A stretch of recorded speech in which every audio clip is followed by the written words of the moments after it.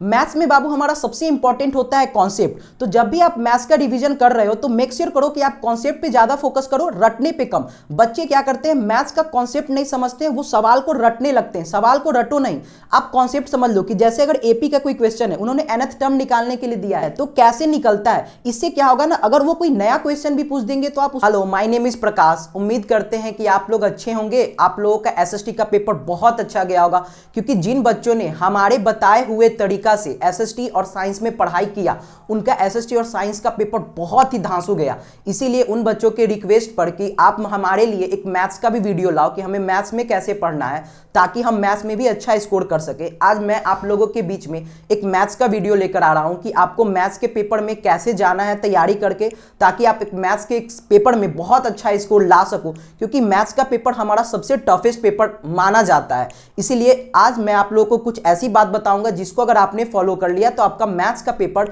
बहुत अच्छा जाने वाला है। और साथ में मैं आप लोग से एक रिक्वेस्ट करूंगा कि प्लीज इस वीडियो को आप लास्ट तक देखना, क्योंकि बच्चे क्या करते हैं, बीच में वीडियो स्किप कर कर चले जाते हैं और उनका जो बहुत सारा इंपॉर्टेंट पार्ट जो लास्ट में आने वाला होता है उसको वो लोग नहीं जान पाते, नहीं समझ पाते हैं। इसका घाटा उनको पेपर में उठाना पड़ता है। सो इसलिए मेक श्योर करो कि अगर आप लोग वीडियो को शुरू कर रहे हो तो एंड तक देखना। तो जो बच्चों हमारा फर्स्ट थिंग है जो हमें अपने एग्जाम के तैयारी के लिए देखना है मैथ्स में, वो सबसे इंपॉर्टेंट है हमारा कॉन्सेप्ट। बच्चे क्या करते हैं ना, मैथ्स के एग्जाम में इसको सबसे कम वेटेज देते हैं। देखो बाबू, साइंस में, एसएसटी में, इंग्लिश में कोई कॉन्सेप्ट नहीं होता है, जो होता है सो होता है।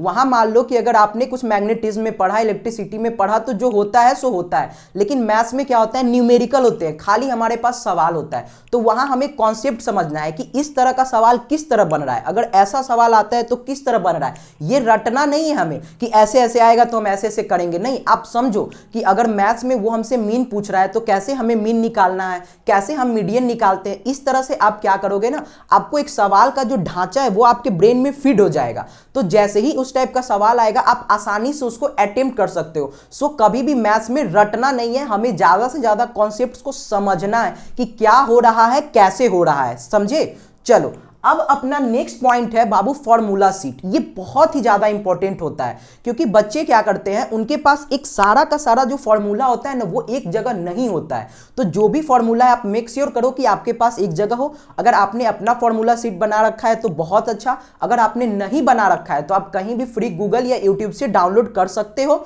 वहां से आप क्या करो, फॉर्मूला सीट आपके पास रहेगा। इससे आप क्या होगा कि एक बार आप अपना फॉर्मूला को देख लोगे ना तो बहुत सारी जो बातें होती है वो हमें याद आ जाती हैं। और कई बार क्या होता है ना, बोर्ड्स में डायरेक्ट 1 नंबर 2 नंबर वाले जो सवाल होते हैं वो डायरेक्ट फॉर्मूला बेस्ड आ जाते हैं। अगर आपको फॉर्मूला याद नहीं है तो वहां पे आप नहीं बना पाओगे। कितना भी आप कुछ कर लो, दिमाग पे जोर डाल दो, कुछ भी कर दो, आप नहीं बना पाओगे, क्योंकि एसएसटी तो है नहीं कि कुछ कुछ लिख दिए कुछ कुछ मार्क्स मिल गया। वहां यहां तो ऐसा होने वाला नहीं है बाबू। क्या यहां तो आप अगर सॉल्व करोगे, आंसर आएगा तभी आपको मार्क्स मिलेगा। इसलिए क्या करो कि फॉर्मूला बुकलेट आपके पास हो, ताकि आपका सारा फॉर्मूला आपके ब्रेन में हो। और आप ये कोशिश करना कि एग्जाम वाले दिन भी एक बार फॉर्मूला जो सीट है ना उसको गो थ्रू होकर जाना, ताकि आपका जो भी फॉर्मूला है वो आपके ब्रेन में रहे। जैसे फॉर एग्जांपल मैं आपको बताता हूं कि अगर मीन का क्वेश्चन आया, मीडियन का आया, अगर आपको मीडियन का फॉर्मूला ही नहीं याद है तो क्या आप मीडियन का क्वेश्चन सॉल्व कर पाओगे? नहीं सॉल्व कर पाओगे। इसलिए formula booklet is very very very important according to my view. चलो एंड नेक्स्ट है हमारा डू लास्ट 2 ईयर पीवाईक्यूज। इससे क्या होगा बाबू, अगर आप पिछले 2 साल के पीवाईक्यूज करोगे ना तो आपको यह पता चल जाएगा कि कौन कौन सा टॉपिक बहुत ज्यादा इंपॉर्टेंट है और कौन कौन सा टॉपिक बोर्ड पूछ रहा है।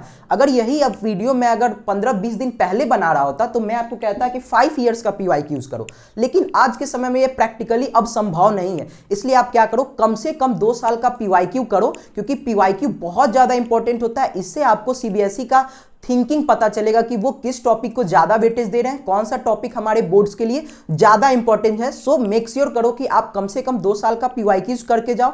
और पीवाईक्यूज में जो भी कॉन्सेप्ट आ रहे हैं, अगर वो कॉन्सेप्ट आपसे नहीं हो रहे हैं तो वो कॉन्सेप्ट को आप जाकर एक बार रिवाइज कर लो, ताकि क्या हो कि अगर एग्जाम में ठीक अगर वो कॉन्सेप्ट आए तो आप भूलोगे नहीं। क्योंकि क्या होता है ना बाबू, क्योंकि कोई भी एग्जाम हो, ये हम बचपन से सुनते आ रहे हैं, किसी भी एग्जाम में पीवाईक्यूज से 60 to 70% क्वेश्चन रिपीट होते हैं। सेम नहीं, as a pattern, same pattern के, इसलिए पीवाईक्यूज को आपको सॉल्व करके जाना ही जाना। अब अपना नेक्स्ट पॉइंट है, पेपर वहां से शुरू करो जो सेक्शन आपको इजी लगे। बहुत सारे यूट्यूबर्स, टीचर्स ये कहते हैं कि आप सबसे पहले लॉन्ग वाले क्वेश्चन को सॉल्व करो, इससे आपका क्या होगा ना, आप शुरू के 10-20 मिनट में बहुत सारा मार्क्स ले आ रहे होगे। लेकिन मेरे ख्याल से आप ऐसा नहीं करना, क्योंकि हर बच्चों का हर चीज स्ट्रांग थोड़ी होता है। किसी को 2 मार्कर अच्छा लगता है, इजी लगता है, किसी को 1 मार्कर, किसी को लॉन्ग वाले। तो आप क्या करो, मेक श्योर करो कि आपको जो सेक्शन इजी लगे आप पहले उसको सॉल्व करने का कोशिश करो।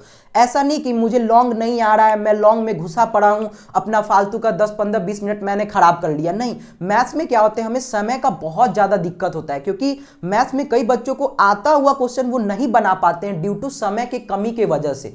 इसलिए मेरे ख्याल से आप क्या करना, जो सेक्शन आपको सबसे ज्यादा इजी लगे पहले आप उसको अटेम्प्ट करना, पहले उसके सारे क्वेश्चन को बना लेना, फिर है ना आप अगले सेक्शन में जंप करना। ओके।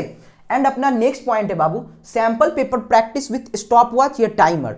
आप कभी भी क्या करो कि जब आप इतना सारे स्टेप्स को कर रखे हो ना, तो आप क्या करो कि सैंपल पेपर को सॉल्व करो। इससे आपका क्या होगा, अगर ये आपका कॉन्सेप्ट हो गया, फॉर्मूला हो गया, आपने पीवाईक्यू कर लिया, तो आप एटलीस्ट कम से कम 2-3 सैंपल पेपर करके जाओ, कम से कम 2 करके जाओ। गैप्स कम मिल रहे हैं हमें मैथ्स में, तो 2 सैंपल पेपर करके जाओ। इससे क्या होगा ना, आपका कॉन्फिडेंस बूस्ट होगा, क्योंकि आपको क्या होगा, पीवाईक्यू में आप बहुत सारे क्वेश्चन पहले भी कर रखे होंगे। जब सैंपल पेपर हम सॉल्व करते हैं ना, तो एक नया क्वेश्चन आता है और हम टाइम फ्रेम में करते हैं, तो हमें पूरा लगता है कि हम एग्जाम दे रहे हैं। इससे जब हम अपने रियल एग्जाम में जाते हैं तो डरते नहीं है। क्योंकि देखो, अगर आपने मैच भी देखते होंगे आप, इंडिया में क्रिकेट तो बहुत फेमस है, हमेशा क्या होता है बाबू, बहुत सारा प्रैक्टिस करना होता है, तब कोई प्लेयर जाके है ना इंटरनेशनल मैच में खेल पाता है। आप सीधे किसी को इंटरनेशनल मैच में उतार दोगे ना, तो वो क्या हो जाएगा, इतना ज्यादा उसके पास प्रेशर होगा कि वो उस प्रेशर को एब्जॉर्ब नहीं कर पाएगा और 0 पे आउट होकर आ जाएगा।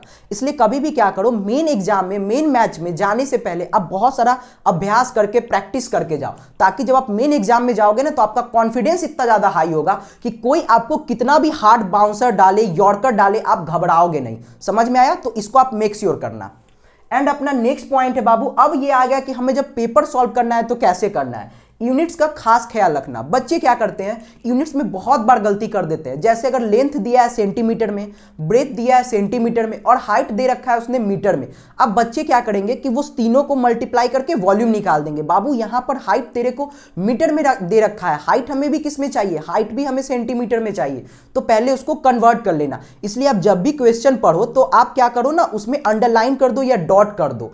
उससे क्या होगा कि आपको ये पता चलता रहेगा कि कहां पर कौन सा यूनिट है। और जब आप पेपर में, आंसर शीट में आप जब अपना क्वेश्चन सॉल्व करते हो, तो वहां सारे गिवन इंफॉर्मेशन को लिख लो कि हमारे पास हाइट ये है, लेंथ ये है, ब्रेथ ये है, वॉल्यूम ये है। ये सारे चीज को अगर आप लिख के सॉल्व करोगे ना, तो आपके पास क्या होगा कि सारा डेटा होगा, और उससे क्या होगा कि आपके गलती होने का चांस कम होगा। आपको बार बार क्वेश्चन पेपर में लौट लौट कर देखना नहीं होगा। इससे क्या होता है ना, बच्चे बार बार दोबारा का दोबारा क्वेश्चन पेपर में देखते हैं, और उसके चक्कर में यहां इनका समय व्यतीत हो जाता है। तो इसलिए आप सारे डेटा को यहां पे लिख लो। इससे जो कॉपी चेक कर रहा होगा उसको भी आसानी होगा, वो भी आपको है ना खुश होकर हो सकता है एक आध नंबर ज्यादा दे दे, क्योंकि मैथ में तो स्टेप मार्किंग भी होता है। तो इसीलिए आप इन सब चीजों को ऐसे लिख देना, और समझे इसका खास ख्याल रखना जाए। चलो, अब अपना नेक्स्ट पॉइंट है बाबू कि क्वेश्चन से लड़ना सीखो। देखो, मैथ्स अपने आप में बाबू है ना एक हार्ड सब्जेक्ट होता है, और मैथ्स पढ़ने वाले बच्चे फाइटर होते हैं। क्या होते हैं? फाइटर। तो जो फाइटर होता है ना बाबू, उसको अंत तक लड़ने आना चाहिए। हमें देखकर घबराना नहीं है। हमारे सामने अगर कुछ मुश्किल हालात आ गए तो हमें देख के घबराना नहीं है। फाइटर वो होता है ना जो मुश्किल हालात को भी चैलेंज कर सके कि आई कैन डू एनीथिंग, भाई मैं तुमसे लड़ सकता हूं, मैं तुमको फोड़ सकता हूं। समझे? ये जज्बा, जुनून जब आपको मैथ्स के क्वेश्चन में रहेगा ना, तो आप मैथ्स का क्वेश्चन बहुत अच्छे से अटेम्प्ट कर पाओगे। क्योंकि क्या होता है कि अगर कुछ नया क्वेश्चन आ गया तो बच्चे ब्लैंक हो जाते हैं, उनको समझ में नहीं आता है क्या करना है। देख बाबू, ये है ना हमारा बोर्ड्स का पेपर है, ये हमारा आईआईटी का पेपर नहीं है कि यहां पे तुम्हें है ना नया क्वेश्चन दे देंगे। नहीं, यहां पर वो वही क्वेश्चन देंगे जो आपके NCERT, RS Aggarwal, RD Sharma में है। बस क्या करेंगे, उस क्वेश्चन को थोड़ा सा घुमा कर देंगे। तो आप क्या करना ना कि क्वेश्चन से लड़ना, उसमें जो जो दिया गया है कुछ कुछ करोगे ना, तो मैथ्स में क्या होता है, कुछ कुछ हो जाता है। ये मेरा व्यू पॉइंट है कि मैथ्स में जो बच्चे लड़कर डरकर भाग जाते हैं ना, वो कुछ नहीं कर पाते हैं। जो उनसे लड़ते हैं इस क्वेश्चन से, वो पक्का उस क्वेश्चन को सॉल्व कर लेते हैं। इसलिए मैथ्स में आपके पास है ना लड़ने वाला माइंडसेट होना चाहिए। हाँ, और ऐसा भी नहीं होना चाहिए कि हमने ईगो पे ले लिया कि भाई जब तक सॉल्व करेंगे नहीं तब तक छोड़ेंगे नहीं, अब इस चक्कर में हमारा 10-15 मिनट खराब हो गया। तो नहीं, ये भी नहीं करना है। समझदार फाइटर वही होता है ना जो अगर सामने देख ले कि बहुत ज्यादा खतरा है तो वो 2 कदम पीछे आता है और फिर अपना तैयारी शुरू करता है और फिर वार करता है। क्योंकि शेर जब 2 कदम पीछे आता है ना बाबू तो 4 कदम आगे जाता है। तो आप शेर हो, शेर हो, क्या हो, शेर हो तुम। तो अब 2 कदम पीछे आना तो 4 कदम आगे जाने का जंप तुम मारने का कोशिश करना। इससे क्या होगा ना कि तुम्हारा मैथ्स का पेपर है वो बहुत अच्छा जाएगा। क्वेश्चन को देखकर घबराना नहीं, क्योंकि क्वेश्चन कोई भूत नहीं है जो तुम्हें खा जाएगा। क्वेश्चन किसी इंसान ने बनाया है और बनाया है तो वो तुमसे सॉल्व होगा। अगर तुमसे सॉल्व होने के लायक नहीं होगा, तुम्हारे लेवल पर नहीं होगा, तो सीबीएसई को उस क्वेश्चन को बाद में ग्रेस मार्किंग देना होगा बच्चों को। इसलिए अगर कोई क्वेश्चन आ रहा है तुम्हारे एग्जाम में तो तुम सॉल्व कर सकते हो। इस माइंडसेट के साथ जाओगे तो आप ज्यादा स्कोर कर पाओगे मैथ्स में। अब मैं आप लोगों को कुछ पेपर प्रेजेंटेशन बता रहा हूं कि कैसे आपको पेपर को अटेम्प्ट करना है, ताकि आपका जो मार्क्स है ना 4, 5, 10 मार्क्स तो वहीं बढ़ जाएगा पेपर प्रेजेंटेशन और पेपर को आप अटेम्प्ट अगर अच्छे से करते हो। ठीक, तो हमारा पहला पॉइंट है आंसर को डब्बा में बंद कर देना। जो भी आंसर आए आप मेक श्योर करना कि आप उसको डब्बा में इस तरह बंद कर देना। अगर मान लो हमारा आंसर आया 1.25 सेंटीमीटर, तो आप इसको एक तरह से डब्बा में इस तरह बंद कर देना। इससे जो कॉपी चेक कर रहा होगा ना उसको तुरंत आंसर दिख जाएगा। समझे? ये सेम हमारा वही स्ट्रेटेजी है जो हम एसएसटी इंग्लिश साइंस में यूज करते थे, हाईलाइट वाला स्ट्रेटेजी। तो यहां पे हम मैथ्स में हाईलाइट नहीं करके इसको डब्बा में बंद कर देंगे। समझे? एंड अपना नेक्स्ट पॉइंट है फॉर्मूला भी लिख देना। जो फॉर्मूला आप यूज कर रहे हो ना उसको साइड के साइड लिख दो या वहीं पर बीच में लिख दो। इससे क्या होगा कि कई बार क्या होता है ना, हम फॉर्मूला लिख दिए, हमारा आंसर नहीं बना, तो वो फॉर्मूला देखकर भी आपको 1 आध नंबर दे देगा, क्योंकि कहेगा कि बच्चा ने कुछ तो अटेम्प्ट किया, उसको कुछ तो आता था। समझे? इसलिए फॉर्मूला को आप लिखना जरूर से जरूर। एंड अगला नेक्स्ट पॉइंट है लेस कट। कोशिश करना कि आप जो मैथ्स का क्वेश्चन बनाओ ना उसको पढ़ पढ़ के बनाओ, एक लाइन लिखो और वहीं पर चेक कर लो कि क्या आप सही बना रहे हो कि नहीं। इससे आपको बार बार कट कम करना पड़ेगा। बच्चे क्या करते हैं, फ्लो में बनाते जाते हैं, अंत में उनको आंसर आया नहीं, अब वो फिर पूरा काटते हैं। इससे क्या होता है, पेपर गंदा लगता है। तो जो कॉपी चेक करने वाला है ना उसको देखो बाबू, ऐसा है नहीं कि वो आपका मार्क्स काट लेगा, लेकिन एक निगेटिव इंप्रेशन पड़ता है कि नहीं। आप भी अगर कहीं साफ चीज को देखो और किसी गंदा चीज को, तो अगर गंदा चीज अच्छा में भी होगा ना उसमें कम आएगा बाबू, और जो साफ होगा उसको ज्यादा मार्क्स मिलेगा अगर वो गलत भी होगा तो। इसलिए आप साफ लिखने का कोशिश करना, ज्यादा काट छांट गलती को कम करने का कोशिश करना। समझे? एंड अगला अपना नेक्स्ट पॉइंट है लास्ट में रफ करना। जब आप रफ कर रहे हो ना तो जो भी रफ खिचपिचा कर नहीं करना। बहुत सारे बच्चे इस तरह रफ करते हैं ना, एक के ऊपर एक लिख कर, एक के ऊपर एक लिख कर, यहाँ पे 25 × 7 को इसने गुना किया, फिर यहीं पे है ना इसको ऐसे कर दिया, ऐसे कर दिया, इतना खिचमिच कर देते हैं ना, यहाँ पर फिर इन्होंने ये कर दिया। अब बताओ ना 5 मिनट बाद आपको ये समझ में भी नहीं आएगा कि ये क्या है। हो सकता है आप जिस क्वेश्चन का रफ कर रहे थे वो क्वेश्चन आपसे नहीं बना, तो फिर आप दोबारा आओगे तो ये रफ आपको दोबारा करना होगा। इसलिए आप क्या करना कि रफ को जब कर रहे हो तो इस तरह साइड में क्वेश्चन नंबर लिख देना कि मान लो ये क्वेश्चन नंबर 17 है, इसका मैं ऐसे ये रफ किया, और इसको एक डब्बा में बंद कर देना। फिर 18 का रफ करना तो इस तरह करना। इससे क्या होगा, जब आप नेक्स्ट टाइम अगर क्वेश्चन आपसे सॉल्व हो गया तो बहुत अच्छा है। अगर क्वेश्चन सॉल्व नहीं हुआ तो आप यहाँ का रफ का दोबारा यूज कर सकते हो। आपको दोबारा रफ यूज नहीं करना होगा, दोबारा रफ नहीं करना होगा, और आपका टाइम सेव होगा। तो होप करते हैं कि आपको ये सब बहुत अच्छे से समझ में आया होगा।